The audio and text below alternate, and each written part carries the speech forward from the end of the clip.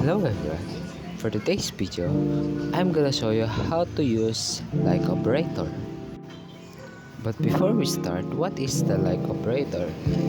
The like condition allows you to perform pattern matching when searching for specific values in a column. Now, let's start it. First of all, let's assume we have a customer table with following data.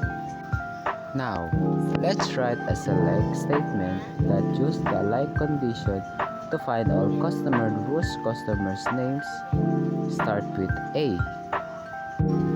We start our query by entering select arteries from customer and semicolon.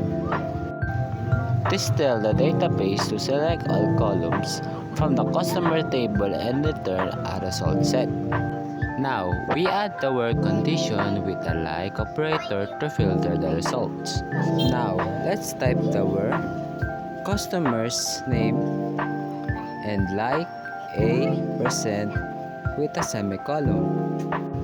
This tells the database to return all records where the customer name start with A. By customer name, we add an order by clause. We start by entering order by customer name and semicolon. When we run this query, the result set will contain the following records. That's all for today's video, and thank you for watching this video. I hope this video helps you, and that's it. Bye!